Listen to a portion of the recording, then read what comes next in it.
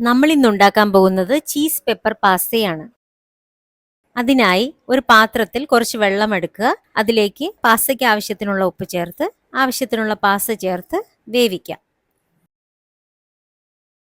Pasta വെന്തു തുടങ്ങുമ്പോൾ അതിൽ നിന്ന് ഒരു കപ്പ് തിളച്ച വെള്ളം മാറ്റി വെക്കണം.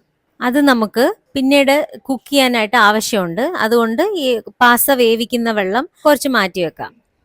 അടുത്ത നമുക്ക് പാസ്ത ഉണ്ടാക്കാനുള്ള ക്രീമിനായിട്ട് ആവശ്യമുള്ള സാധനങ്ങളാണ് കുറച്ച് മൊസറല്ല ചീസ്, വെളുത്തുള്ളി, bell pepper, tomato, fresh cream, പിന്നെ ഒരു സവാളയുടെ പകുതി. ഈ വെജിറ്റബിൾസ് എല്ലാം നമുക്ക് അരിഞ്ഞു വെക്കാം.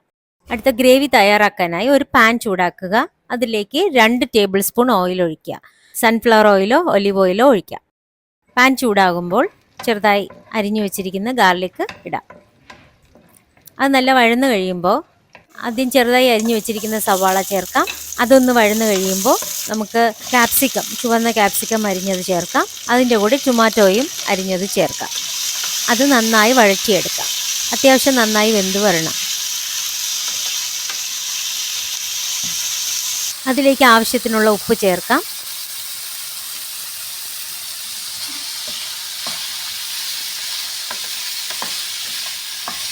ഇപ്പോൾ ഏകദേശം വെന്തിട്ടുണ്ട്. ക്യാപ്സിക്കം എല്ലാം ഒന്ന് സോഫ്റ്റായി വരണം. അപ്പോൾ നമുക്ക് കുറച്ച് മുളക് പൊടി ചേർക്കാം. അത് എരിവിന് വേണ്ടിയിട്ടാണ്. നമ്മുടെ എത്ര എരിവാണ് ആവശ്യം അതിനനുസരിച്ചുള്ള മുളക് പൊടി ചേർക്കാം. എന്നിട്ട് നമുക്ക് തണുക്കാനായി മാറ്റി വയ്ക്കാം.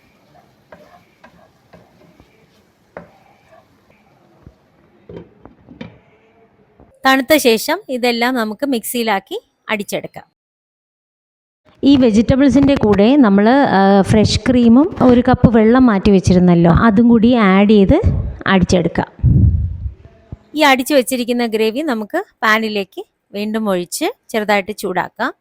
അതിലേക്ക് കുറച്ച് പെപ്പർ പൗഡർ, ആവശ്യത്തിനുള്ള പെപ്പർ പൗഡർ, നമ്മുടെ എരിവിന് കണക്കാക്കിയുള്ള പെപ്പർ, കുറച്ച് ഡ്രൈ ബേസിൽസ് ചേർത്ത് കൊടുക്കുക, കുറച്ച് ഒറിഗാനോ. ഇതെല്ലാം നമ്മുടെ ടേസ്റ്റിനനുസരിച്ച് ചേർക്കാം. എത്ര വേണമെന്ന് വെച്ചാൽ അത്രയും. നന്നായി ഒന്ന് തിളയ്ക്കട്ടെ. കുറച്ച് ഷുഗർ, അതായത് നമ്മുടെ മസാല ഒന്ന് ബാലൻസ് ചെയ്ത് വരാൻ വേണ്ടിയിട്ടാണ്. അതിലേക്ക് നമ്മൾ മാറ്റി വെച്ചിരിക്കുന്ന മൊസറല്ല ചീസ് ചേർക്കാം.